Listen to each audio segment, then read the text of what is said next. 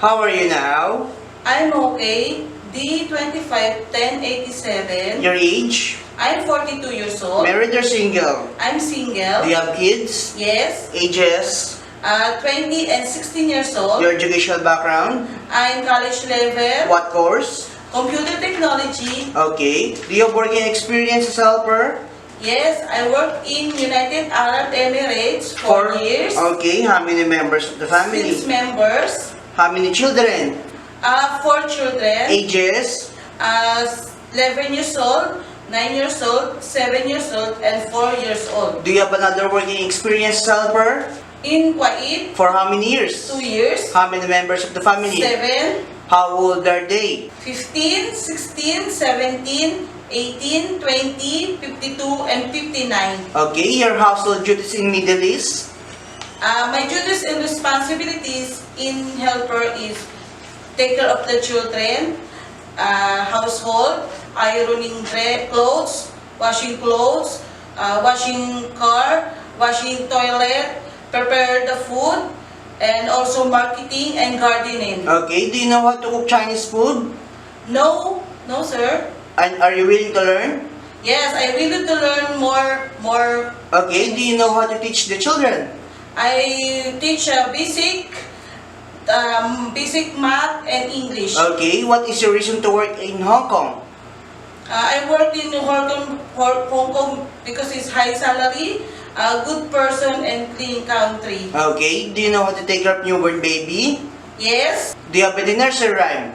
Yes. Sing it. My toes, my knees, my shoulder, my head. My toes, my knees, my shoulder, my head. My toes, my knees, my shoulder, my head. What will you do if the baby is sick?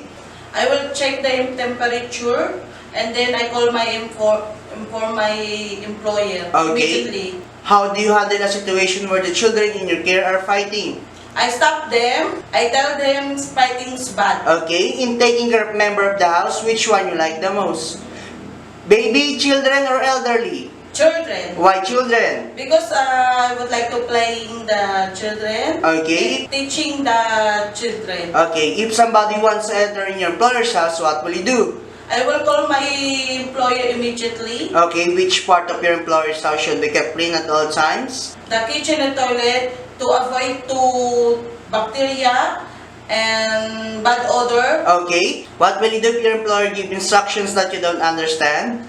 I call my employer, apologize. Okay. What will you do if your employer gives instructions that you don't understand? I ask politely for clarification. Are you afraid of dogs? No. Do you have any special skills? Yes. Like? Baking, cooking, sewing. Okay. Are you willing to attend training or workshops to improve your skills? Yes. Message for your future employer. Hi, sir and ma'am. Please hire me to your helper. I really to finish my contract. I'm trustworthy, obedience, honest, and then I work hard in your house, and then I take good care of your children. Like I love also your children as own. And thank you, ma'am and sir.